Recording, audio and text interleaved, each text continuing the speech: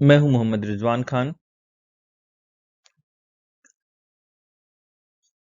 Assistant professor समाजशास्त्र विभाग, राजकीय कला कन्या महाविद्यालय कोटा।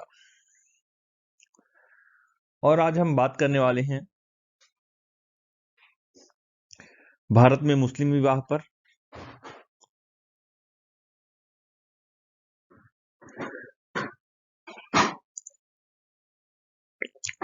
हम भारत में मुस्लिम विवाह को समझने के लिए आज के इस वीडियो में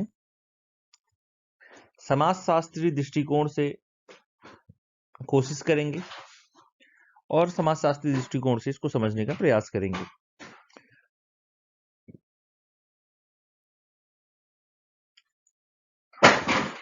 ये चैनल बच्चों की सुविधा के लिए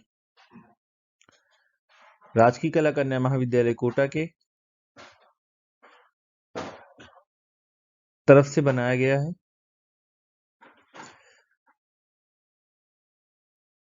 ताकि इस पेंडेमिक के पीरियड के दौरान ऑनलाइन के माध्यम से बच्चों को लर्निंग के मटेरियल उपलब्ध करवाए जा सके। और आज हम बात कर रहे हैं कोटा विश्वविद्यालय कोटा के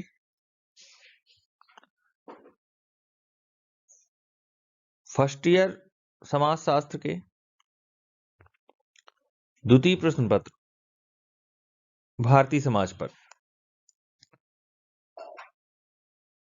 इसी पेपर के अंतर्गत हमने इससे पहले विवाह को जाना है, हिंदू विवाह और उसके प्रकार पढ़े हैं। अब हम मुस्लिम विवाह और उसके जो प्रकार हैं उन पर आने वाली वीडियो सीरीज में चर्चा करेंगे, जिसमें आज हमने पहले प्रयास किया है कि हम मुस्लिम विवाह को परिभाषित कर सके और समझने का प्रयास कर सके। देखिए, भारत में अगर मुस्लिम विवाह की संस्था को अगर समझना है, इस संस्था को समझने की कोशिश करनी है, तो मुझे लगता है कि अरब के प्राचीन धार्मिक स्रोतों में भी या उनका भी प्रभाव इस पर मिलता है। इसलिए अगर अध्ययन की शुरुआत की जानी है तो मेरे हिसाब से अरब के प्राचीन धर्म से या धर्म ग्रंथों के आधार पर इसकी शुरुआत की जानी चाहिए। और जब आप लोग इसको पढ़ रहे होंगे तो आपकी किताब में प्राचीन समय से इसका वर्णन दिया होगा, आप उसको थोड़ा सा पढ़ने की कोशिश कीजिएगा। मैं यहाँ पर ज्यादा विस्तार में न जाते हुए मुस्लिम विवाह की मैंने जो परिभाषा ली है उस पर चर्चा करूंगा। अगर आपको इससे संबंधित कोई डाउट होता है या आपको ऐसा लगता है कि इससे पहले आपने जो पढ़ा उसको समझने में आपको कोई प्रॉब्लम हो रही है, तो आप लोग मुझे व्हाट्सएप ग्रुप में भी अपने डाउट शेयर कर सकते हैं और रूटीन के अनुसार उसी प्रकार से आपका जवाब मिल जाएगा। ठीक है, तो ये जो परिभाषा हमने ली है, ये मुस्लिम विवाह कानून के अनुसार विवाह की क्या परिभाषा है। पहली बात तो मैं बता दूं कि मुस्लिम विवाह को निकाह के नाम से जाना जाता है।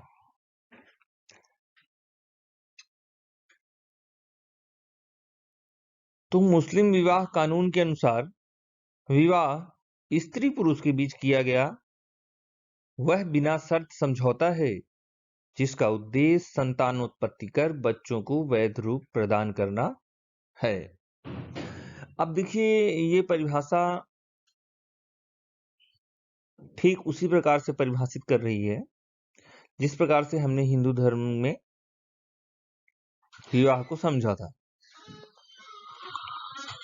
दोनों के बीच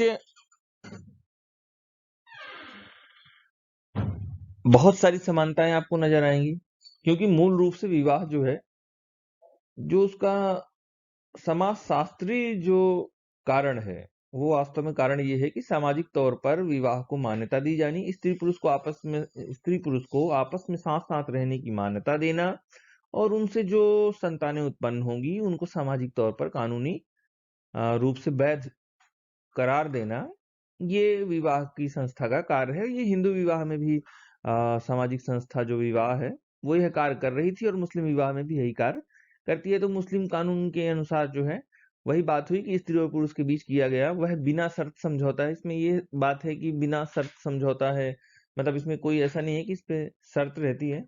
हालांकि अलग अलग विद्वानों ने इसकी अलग अलग परिभाषाएं देने का और समझाने का प्रयास किया है, और हमें समझने का प्रयास भी करना चाहिए। यह एक ऐसा समझौता होता है जिसका उद्देश्य स्त्री और पुरुष के जोड़े को साथ साथ रहने की अनुमति प्रदान होती है इससे, और उन्हें संतान उत्पत्ति करने का वैध स्वरूप प्राप्त होता है। अब एक परिभाषा को मैंने इसमें शामिल और किया है,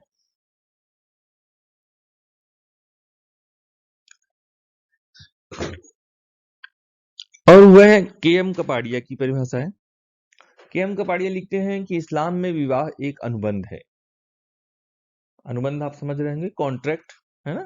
तो इन्होंने लिखा इस्लाम में विवाह एक अनुबंध है जिसमें दो साक्षियों के हस्ताक्षर होते हैं।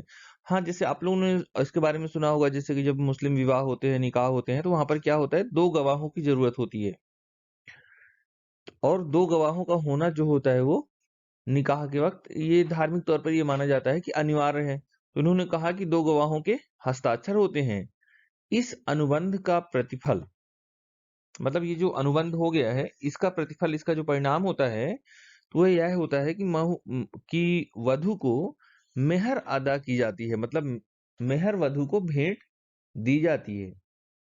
तो मतलब दो लोग कम से कम इसके गवाह होते हैं, और इसका प्रतिफल ये होता है कि वधु को मेहर की जो रकम होती है या कोई वो संपत्ति का कोई दूसरा स्वरूप हो सकता है, जो भी होगा, तो ये होता है कि लड़की को दिया जाना होता है, वो उसे दी जाती है। हालांकि इस पर एक देखिए, मेहर से रिलेटेड प्रश्न लगातार परीक्षा में आते रहे हैं, और मेहर के अलग अलग स्वरूप भी हैं कि मेहर कोई कुछ लोग क्या होता है, मेहर को कभी पहले ही अदा कर दिया जाता है विवाह के तत्काल बाद, है ना, और कभी ऐसा होता है कि विवाह के कुछ समय बाद अदा कर दिया जाता, बाद में अदा कर दिया जाता है, और कई बार ऐसा होता है कि विवाह की मेहर को अगर लड़की चाहती है तो उसके द्वारा माफ भी किया जाता है। तो ये मेहर के कौन कौन से स्वरूप हैं और क्या है, इस पर प्रश्न आता है। हम इस पर एक अलग से वीडियो बनाएंगे ताकि आपको मेहर समझने में आसानी हो। कई बार लोग ऐसा समझते हैं कि ये जो ऐसी मेहर लगता है जो निकाह के समय तय किया जाता है, कोई राशि होती है, तय किया जाता है, तो ये ऐसा तो नहीं है कि ये लड़की वालों को दिया जाता हो। तो ये एक भ्रम है, एक भ्रांति है।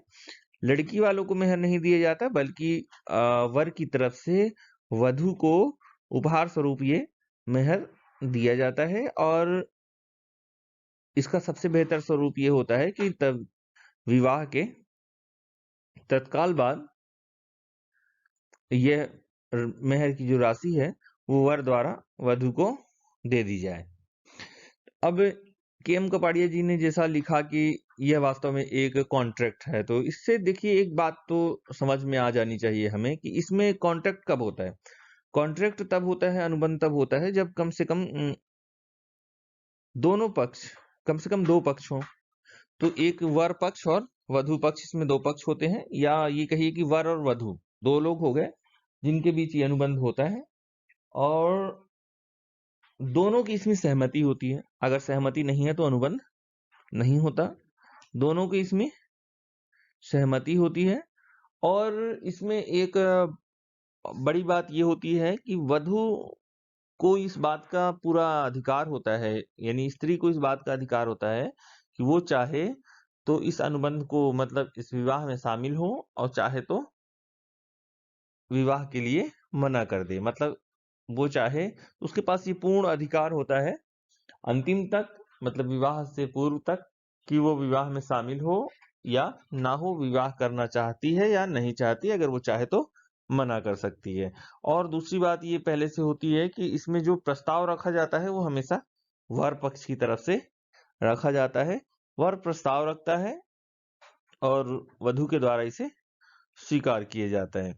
तो और इसके लिए जो ये अनुबंध होता है या ये विवाह का जो अ, विवाह की संस्था में 2 लोग ऐसे होते हैं जो इसके गवाह होते हैं। गवाह से इसका फ़ायदा ये होता है कि क कई बार अगर कोई विपरीत परिस्थिति उत्पन्न होती है, तो वहाँ पर साक्षियों के होने से परिस्थितियों को हल करने का लाभ प्राप्त होता है। दूसरी बात ये है कि मेहर पे हमने बात कर ही ली। अब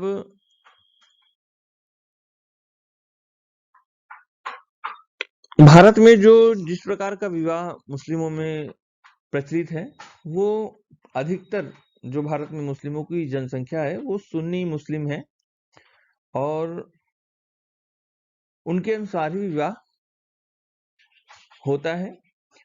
भारत में कुछ जनसंख्या शिया समुदाय की भी है। मुस्लिमों में यह मुख्य रूप से 2 संप्रदाय जो हैं, वो प्रचलित हैं। पहला सुन्नी संप्रदाय और दूसरा शिया संप्रदाय।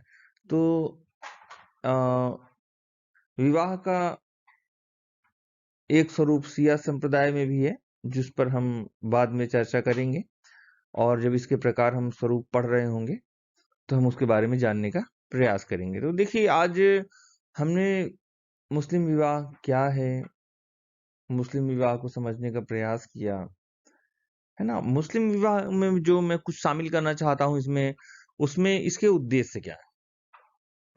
तो देखिए, मुस्लिम विवाह के उद्देश्य अगर हम देखते हैं तो हमें वही उद्देश्य प्राप्त होते हैं, वैसे ही उद्देश्य जो विवाह की संस्था समाज में करती है। देखिए, समाजशास्त्र दृष्टिकोण से देखा जाए तो बात वही है।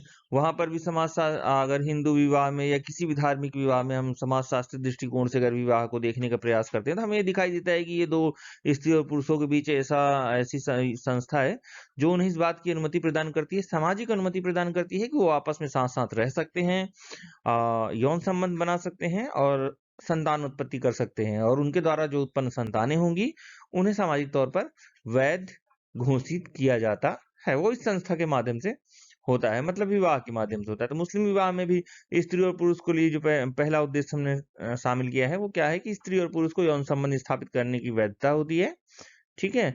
और सामाजिक और कानूनी मान्यता होती है। दूसरा है कि संतानों को जन्म देना और उनके पालन-पोषण की उचित व्यवस्था करना। देखिए, विवाह के बाद क्या होता है, एक परिवार का निर्माण होता है और परिवार के निर्माण का सबसे बड़ा फ़ायदा किसे होता है? संतान को, क्योंकि जब संतान होती है, तो उसके पालन-पोषण के लिए एक प्राथमिक संस्था होती है, एक अनिवार्य संस्था होती है, जिसमें उसका पालन-पोषण होता है, जिसमें उसका समाजीकरण होता है, जिसमें वो संस्कृति को प्राप्त करता है।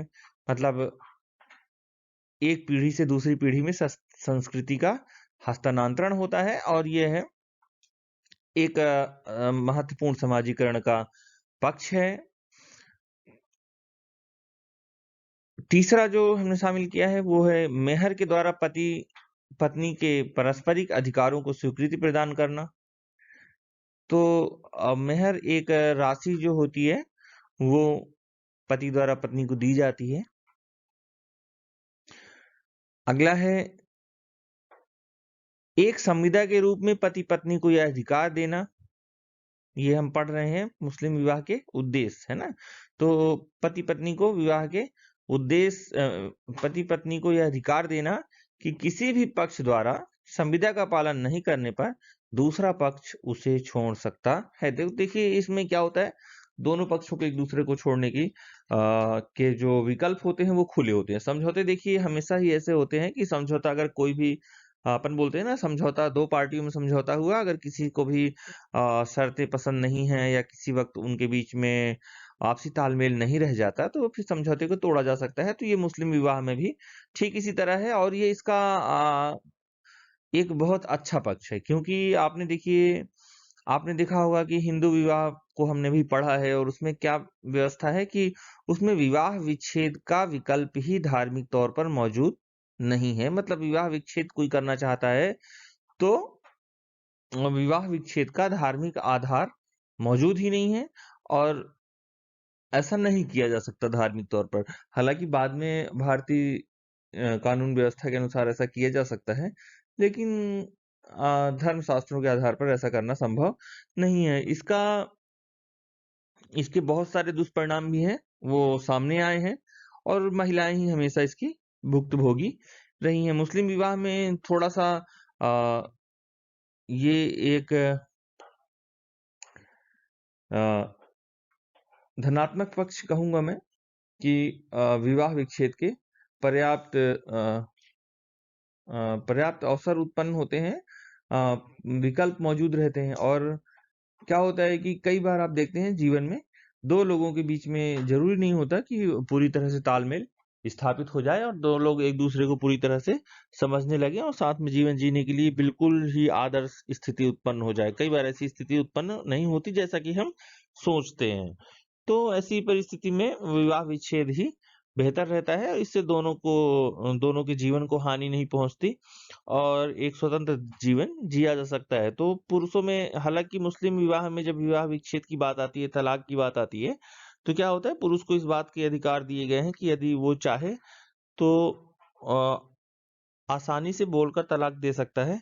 लेकिन साथ में महिलाओं को भी इस बात का अधिकार है कि वो चाहें तो शहर काज़ी या जो मुस्लिम अदालतें हैं उनके सामने अपने पक्ष को रखकर और तलाक के लिए माँग कर सकती हैं। इससे उनका विवाह विच्छेद आसानी से हो जाता है। दूसरा है कि इसका उद्देश्य ये है कि बच्चों का लालन-पालन जो है उचित पालन-पोषण हो जाता है। मुस्लिम समाज में बहुपत्नी विवाह प्रथा को मान्यता प्रदान की गई है। मतलब ये भी एक उद्देश्य में इसलिए शामिल किया है मैंने कि इसके माध्यम से क्या होता है कई बार ऐसी भी महिलाएँ होती हैं जो अगर आप अमूमन देखें, आप आम तौर पर जब हम देखते हैं समाज में तो हमें कई बार ऐसी स्थिति दिखाई देती है कि लड़कियों की जो जनसंख्या है, वो कई बार पुरुषों से ज़्यादा होती है। उस समय की परिस्थितियाँ भी अरब की ऐसी थी कि लड़कियों की संख्या लड़कों से ज़्यादा थी, मतलब पुरुषों की संख्या कम थी और स्त्रियों की संख्या ज़्यादा। अगर ऐसी स्थिति उत्पन्न होती है तो फिर स्त्रियों के पास जो है वो जीवन यापन के लिए वर्तमान जैसे हालात भी नहीं थे कि स्त्रियाँ अपने पैरों पर खड़ी हों। कई बार उसे अपने भरण-पोषण के लिए पुरुषों की तरफ देखना होता था। ऐसी स्थिति में उनका जो सामाजिक जीवन होता था वो काफ़ी कठिन हो जाता था और कई बार उन्हें जीवन जीने के लिए गलत रास्तों को चुनना पड़ता था और देह व्यापार से जुड़ी हुई समस्याएँ उनके सामने आती थीं। ऐसी स्थिति से भी निपटने के लिए मुस्लिमों में बहुपत्नी विवाह को अ, प्रोत्साहित किया गया जिससे कि कोई पुरुष उनका ज़िम्मेदार हो जाए और उन्हें जो है वो ऐसे दलदलों से और ऐसी चीज़ों से बचा सके। और हालाँकि यह बहुपत्नी विवाह जो है वो मुस्लिम समाज में अनिवार्य नहीं है और यह परिस्थिति अनुसार ही किया जा सकता है। हालाँकि ये बात सच है कि बहुत सारे लोगों ने इसका गलत फ़ायदा भी उठाया है और उठा रहे हैं। अ, अब मैं इसमें शामिल करना चाहता हूँ मुस्लिम विवाह की शर्तें, लेकिन हम इसके लिए अगले वीडियो का इंतज़ार करेंगे, है ना? और क्योंकि अभी काफ़ी लंबा हो रहा है, 18 मिनट से ज़्यादा हो गए और फिर डाउनलोडिंग में भी थोड़ा-सा प्रॉब्लम होती है। तो मैं इसी के साथ आप लोगों को बता दूँ कि आगे हम इसके मुस्लिम विवाह की जो विशेषताएँ हैं, उन पर गौर करेंगे। थोड़ा-सा हम मुस्लिम विवाह की शर्तों के बारे में जानेंगे। उद्देश्य तो हम लोगों ने आज पढ़ लिए मुस्लिम विवाह के उद्देश्य। अब मुस्लिम विवाह में क्या निषेध है, इस पर जानने की कोशिश करेंगे। फिर इसके बाद मुस्लिम विवाह के प्रकार जो हैं, उन पर चर्चा करेंगे। ठीक है? अब धन्यवाद।